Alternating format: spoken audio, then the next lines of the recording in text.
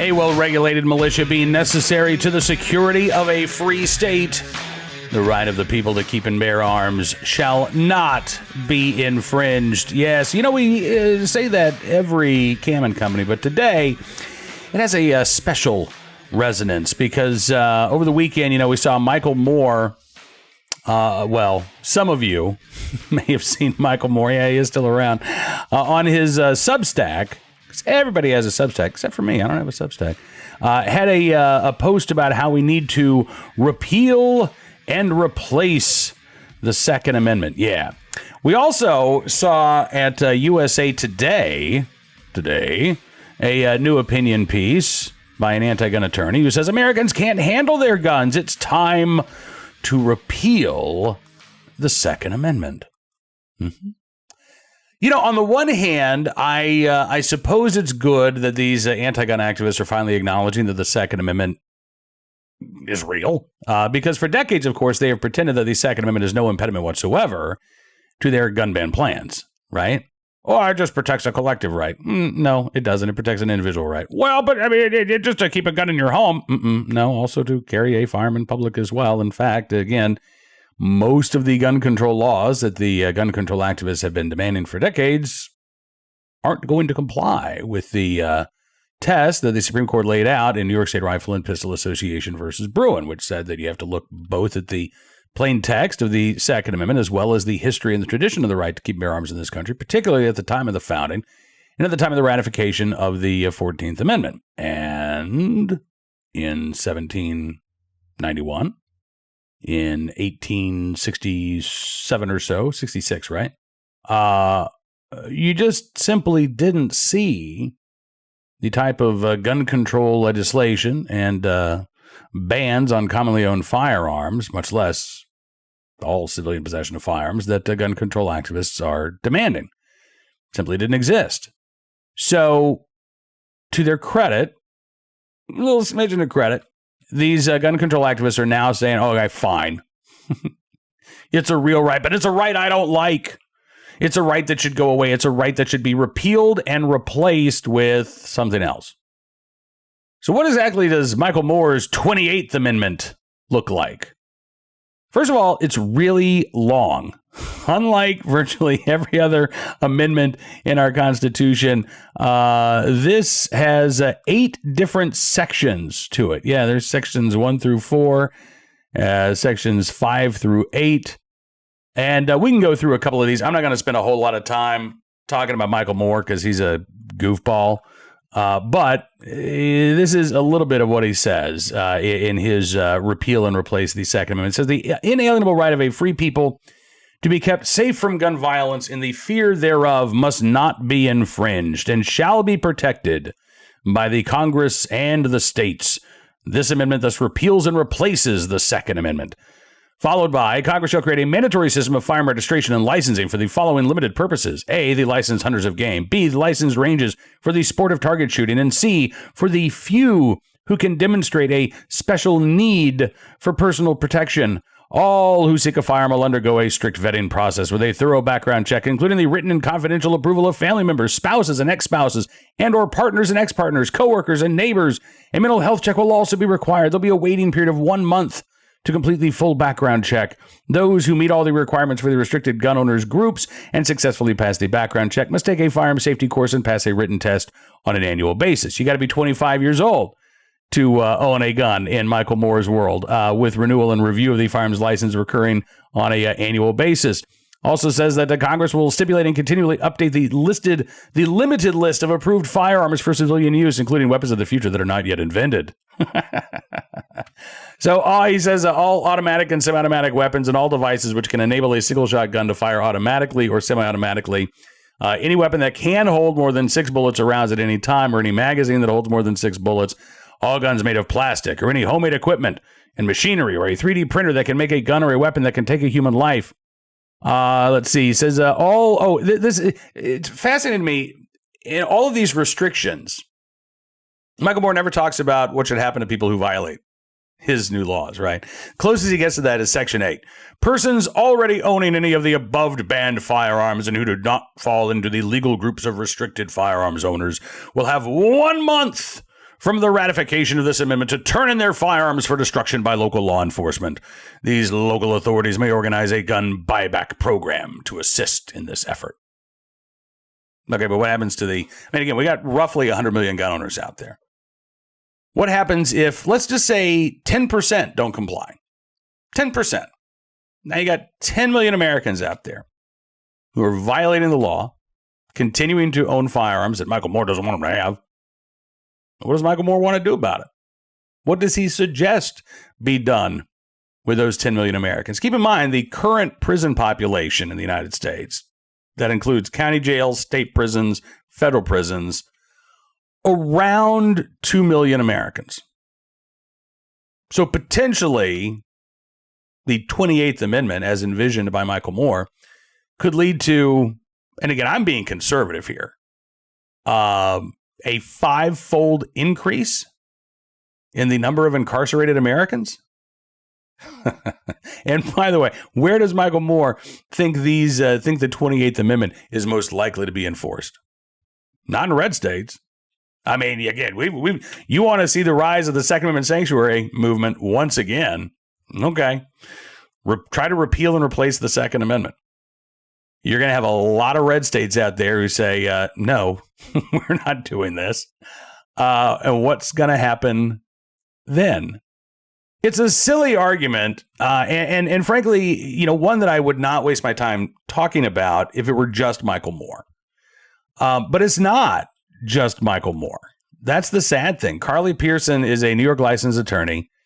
She's a member of the USA Today editorial board. And she has a piece at USA Today, as I mentioned, where she talks about how we need to repeal the Second Amendment because Americans just can't handle their guns. She says, quote, "We must repeal the Second Amendment if we want this country to ever be safe again." Which raises the question for Carly Pearson. If the country's not safe now, but the country was safe in the past, and we had the Second Amendment in the past, why is the Second Amendment to blame for us not being safe now? And when was that period in history when we were, quote unquote, safe? Not safer. Obviously, violent crime has gone up the past couple of years exponentially. But 2019, violent crime is at a 50-year low in this country.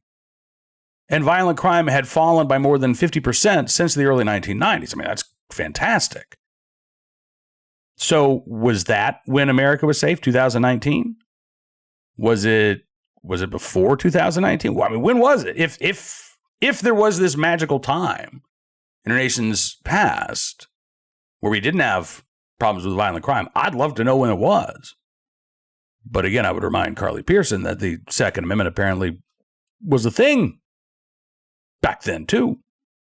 She goes on to say, quote, this is another dumb argument, much like we did away with the 18th Amendment, prohibition, when it no longer served us, it's time to do away with the archaic constitutional amendment holding Americans hostage in their own country. It's time to say, hey, hey, ho, ho, the Second Amendment's gotta go. Yet the 18th Amendment, prohibition, was, of course, the alcoholic analog to what Carly Pearson wants to do with guns, right? And the reason why we got rid of the 18th Amendment with the, I'm pretty sure I know that, I think it's the 21st Amendment. There are so many, but I believe it was the 21st Amendment. The reason why we repealed the 18th Amendment was because prohibition was a failure. Prohibition was when we learned, oh, you can ban something, but that doesn't make it go away, right? So you can ban the manufacture of spirituous alcohol, but you're not going to stop people from drinking. And the unintended consequences of prohibition were enormous. I mean, it got to the point where, just for one example, the prohibition advocates were fine with poisoning denatured alcohol, knowing full well that some of that denatured alcohol was going to be diverted. It was going to be used to illicitly make, bathtub gin and rot gut liquor. And people drinking that would die. They knew that this was going to happen. It had been happening. But the attitude from folks like Wayne Wheeler of the Anti-Saloon League was, oh, well, they know the risks, so let them die. Right? Takes you into a very dangerous, dark place when you really, truly believe that you know what's best for other people and you're willing to let them live or die with the consequences of your mistakes. We also saw the rise of organized crime, of course, something that did not go away even after Prohibition was repealed. I just find it odd that, and I find it a really bad argument, quite frankly, that Carly Pearson would bring up Prohibition and the repeal of Prohibition as evidence that we need to repeal the Second Amendment. She goes on to say, now, here's the other thing. How are you going to do this? I mean, I've been covering the Second Amendment on a daily basis for over 18 years now. I can't tell you how many times I have run across somebody who said, well, here's what we need to do. You just need to repeal it. Just get rid of it. And yet, in those 18 years, I have never, ever seen an actual honest-to-goodness campaign to repeal the Second Amendment, to put a constitutional amendment out there. I've seen a lot of people write about it, but I haven't even seen any of the gun control organizations get behind this idea. Instead, again, for decades, they've just spent their political capital arguing that the Second Amendment is meaningless, right? That it doesn't protect an individual right to keep and bear arms. Now that the Supreme Court has ruled in both Heller and Bruin that no, and the right to keep and the right to bear is a real thing. Maybe now we'll see the gun control movement say, all right, yeah, we're hopping on the repeal bandwagon. But so far, it hasn't happened. So Pearson says, in order to get rid of the Second Amendment, we would use an Article 5 convention, right? Or at least Article 5 of the Constitution, which she says sets out two options. Congress, through a joint resolution passed by a 2/3 vote or by a congressional convention after petitions from 2/3 of the state legislatures, could propose the amendments. Okay, you don't have 2/3 of Congress. You don't have 2/3 of the state legislatures who would be willing to sign on with this. But that's no cause for concern for Carly Pearson. No. She says, quote, it took 5 decades of campaigning for conservatives to get the constitutional right to abortion overturned in the Supreme Court.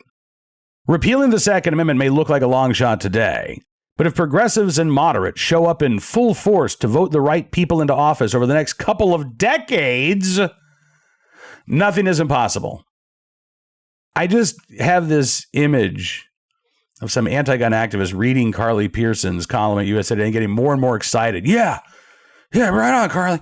Yeah, who needs that right to keep their arms? And then she gets to the bottom and a couple of decades, what? Well, I mean, that's probably the most realistic thing that Carly Pearson said in her piece at USA Today. If you're going to try to repeal the Second Amendment, it's not going to happen overnight. Certainly not going to happen in this political environment. And I would argue that it's not ever going to happen. But I am perfectly willing to see folks like Carly Pearson and Michael Moore try to do their best, because I think they're going to fail. But they won't try. They won't. They'll write about it. Here's what we should do. In a perfect world, this is what would happen. But they're not lifting an actual finger to try to get the repeal of the Second Amendment on any ballot, anywhere. Because they know in their heart of hearts that what they're calling for is unrealistic. In a country, again, in which we have 100 million Americans who own firearms, who exercise their Second Amendment rights, have over 20 million who have their concealed carry license, half of the country constitutional carry, the idea that 2/3 of the country is now all of a sudden going to turn around and say, nah, never mind, that was a mistake. I'm giving up my guns. Not going to happen. Nobody needs a gun anymore. It's absurd. It is ridiculous. It's ludicrous. much like the gun control agenda overall, quite frankly. And again, I don't think this is going anywhere, but I would love to see them try. It's put up or shut up time as far as I'm concerned. If you really think the Second Amendment should be repealed, try to repeal it. Otherwise, start to respect it. All right, let's turn our attention to today's armed citizen story, our good deed of the day, and our recidivist report. We'll start there. Washington State. They dropped the ball. Man who allegedly killed Spanaway mom jailed at least 18 times. This is an incredible story from the News Tribune in Washington State. The man in question, 40-year-old Jermell Warren, a lengthy criminal history, multiple felonies, and in fact, about 3 months before a stray shot killed a mother of 9 in a 7-Eleven parking lot in Spanaway, Washington. A woman in Tacoma accused Warren of grabbing her by the throat, dragging her from the passenger seat of his car during an argument.